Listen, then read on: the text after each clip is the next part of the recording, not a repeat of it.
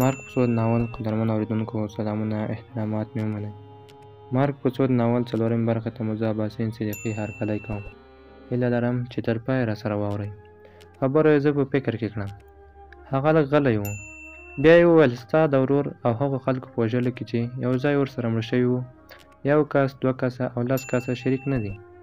دا یوه لویه قوي ډله ده چې ځوانمرګې هدفي وژنې، بمونه ایښودل، تښتونې، قاچاق او ویره خورولي تجارت دی. د رحم په نوم هیڅ نه پېژني، ځکه ورسره باید له رحم نه کار وانخیستل شي. او که ته رښتیا هم د ورور غچ اخیستل غواړې، د یو شخص، 2 او 10 کسو په وژلو دا کار نشي ترسره کولی، تر څو چې د هغو سوړه بند نه شي، د کومې چې دا ټول راوځي. او یوازې ورور بدل اخیستل دې نه دي، دا خو ټول بدل اخیستل ستا مسؤلیت دی چې ورور دې له ځان سره وژلي. خبرې یې بیخي عجیبه وې. ما خو فکر کوو چې هماغه تور پر نر کې ناست کسان زما د ورور او هلته نورو ټولو وژل شویو قاتلان دي. او ما خو تېره شپه خپل غچ اخیستی و. له فکره راووتم، نو دا سوړه به څنګه بندو؟ سګرټ یې مړ کړ. زه یوازې همدومره پوهېدم چې درته ومې ویل.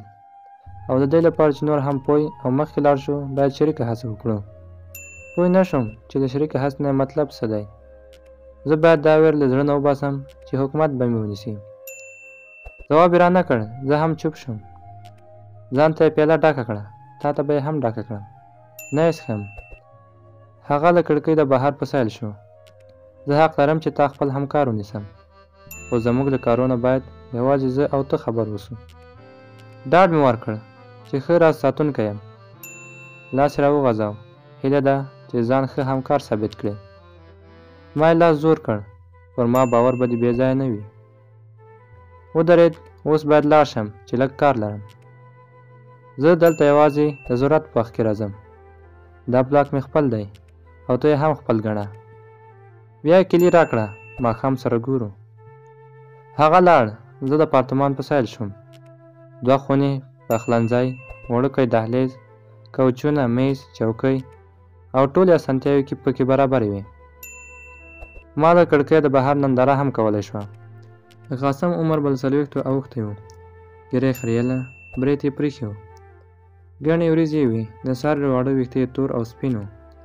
وجود له ما نه ښه او رنګ یې هم تازه و. بېشکه چې یو ښه مامور به و. زه خو یو کوڅه ډب انسان وم. یوازې په هغه څه پوهېدم چې د پردې مخ ته ښکارېدل. خو هر څه د پردې له شانه د پردې مخ ته راځي. اوس نو دا ځورېدنه نه وه پاتې چې له کوم ځایه به پیل وشي. پیل خو شوی و او زه د مرګ له خولې نه هم راخلاص شوی وم. 2 کسه مې هم ویشتي وو هغه وخت چې زه چوکۍ پورې تړل شوی وم. دا پیل راته ډېر بې خونده او ناکام ښکارېده. خو اوس چې د قاسم بلاک کې وم، داسې مې ګڼله چې ډېر ښه پیل شوی او پای به یې ضروري ښه وي. ما ځان ته پیاله ډکه کړه او له کړکۍ د بهر په سیل شوم. د موټرو او انسانانو رش جوړ و. همداسې رش کې پرون زما ورور، او که اوس د کوم بل چا ورور هماغسې وکړي. قاسم پوه کړی یم چې زموږ جنګ د وطن له دښمن سره دی، او که په دې لار کې مرګ راشي، نو خدای جل جلاله ته په جګو سترګو روان وي. د پیالې له توشولو وروسته مې خپل کور ته د تګ اراده وکړه. د ښه بخته کور ته پلار هېڅ بلدي کار سره مخ نه شوم. د پیسو بکسه کې مې 2 جوړه جامې کېښودې.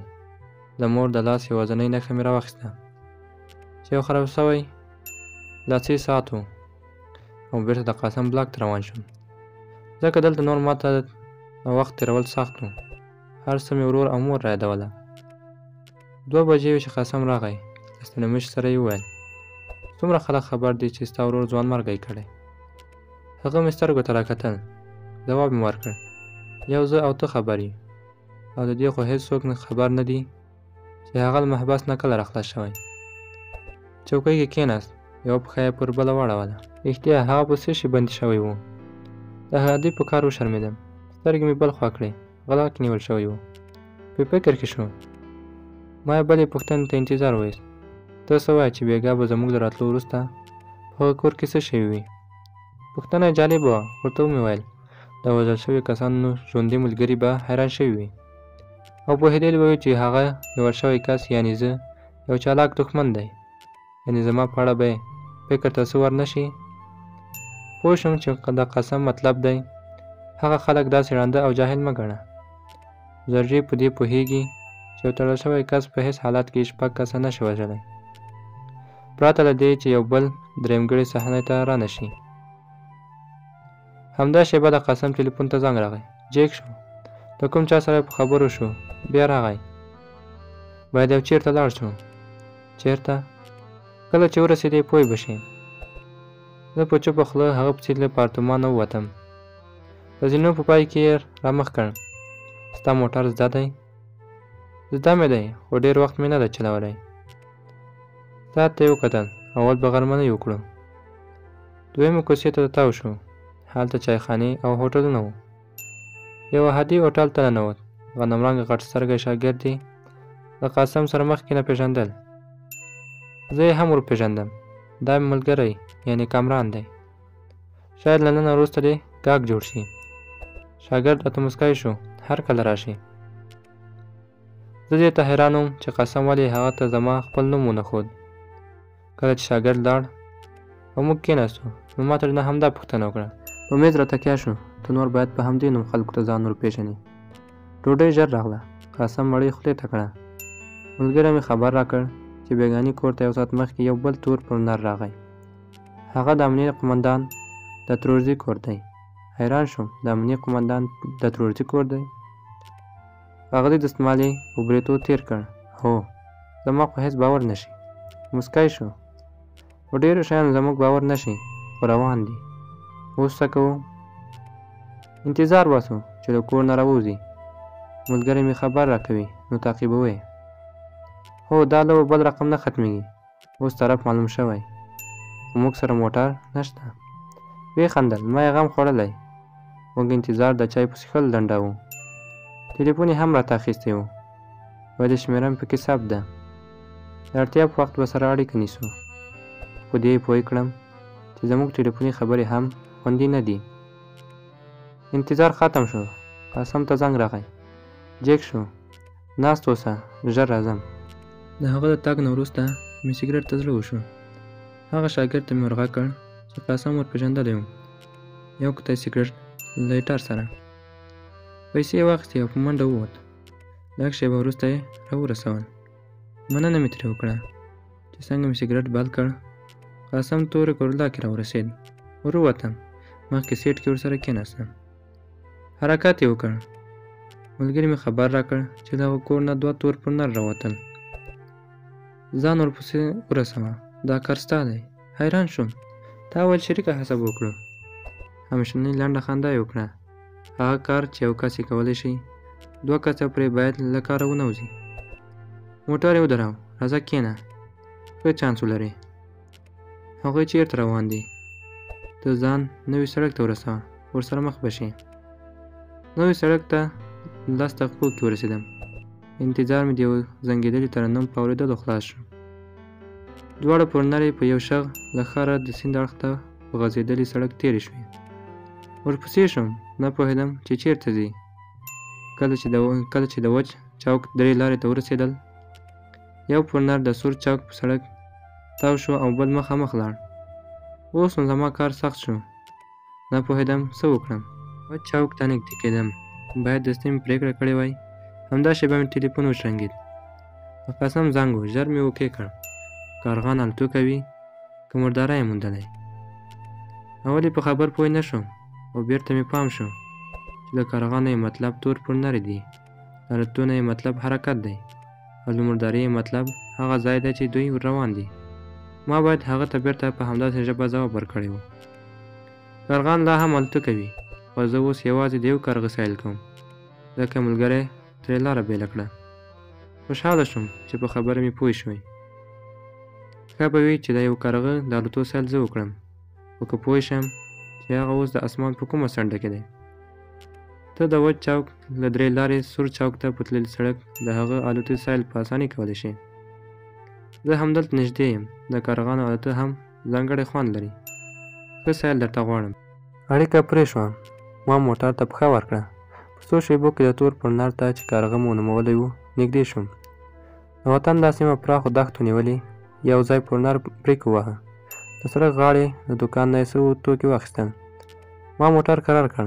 داسې مې وګڼله چې هغوی تر اوسه نه و خبر چې زه یې څارم. اوس شکي شو او غواړي زما د موټر له تېرېدو وروسته روان شي. خو داسې نه و. هغوی حرکت وکړ او زه بیا ورپسې په دومره فاصله کې چې شکي نه شي روان شوم. کله چې موټر پر سیند جوړ شوي پل نه تېر او هلته په خام سړک تاو شو، له لږ تګ وروسته ودرېد. 2 شکړې ترې راکښته شول. ما ژر موټر د یوې لویې تیږې شاته ودراوه چې د هغوی له سترګو پناه شم. دواړه یوه شېبه شاوخوا وڅارله. بیا یې وروسته دروازه خلاصه او غټ غټ ډک تور پلاستیکونه یې په شریکه سیند ته وغورځول. له شکه پرته چې د شپنې پېښې جسدونه وو. نه پوهېدم څه وکړم. تش سیل مې کوو چې دواړه بېرته پورنر ته وختل. ما ویل کېدای شي هماغسې نږدې ښار ته لاړ شي. خو موټر پاخه سړک ته راورسېد. بېرته زما خوا ته راتاو شو. په سړک دواړو خواو ته لرې کوم بل موټر نه ښکارېده. ورخطا شوم. که مخامخ ورتلم نو بیا بېرته ورپسې راتاوېدل سم کار نه و. او که له هغوی نه مخکې تاوېدم بیا مې هم په لوی لاس شکي کړي وو چې څنګه تر اوسه داسې روان و او اوس بېرته داسې روان شو. ژر له موټر نه راښکته شوم. په چاقو مې ټایر وواهه. هوا یې ووته. بیا سړک ته د تیږو په کولو شوم چې موټر ورته ودرېږي. څنګه چې پورنر راورسېد بریک یې وواهه. شیشه یې ښکته کړه. دواړه په وجود له ما قوي او غټ وو. ډریور په ورانو سترګو راکره وکتل. دا څه جای کې وهې؟ خو مخکې له دې چې زه ورسره ستونزه شریکه کړم پنچر شوي ټایر ته یې پام شو. ما په عاجزي وویل وبښئ. ما ویل هسې نه چې راته ونه درېږئ. مجبور شوم داسې کار وکړم. که جایک درسره وي او زه پرې د موټر ټایر بدل کړم نو لویه مرسته به مو وي. ډریور خپل ملګري ته چې ما سره لګیا و لږ شېبه وپوسنېد. بیا یې ما ته رامخ کړ. وخت نه لرو، ژر لاره خلاصه کړه.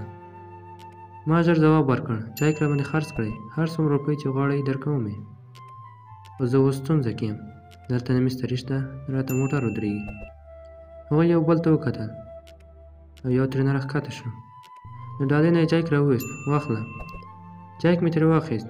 کور ودان خدای جل جلاله دې ښه درسره وکړي. بیا مې جیب ته لاس کړ.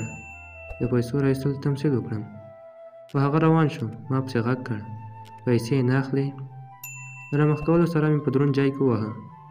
موټر وروغورځېد. ډریور چې پوه شو لومه ده ورخطا شو.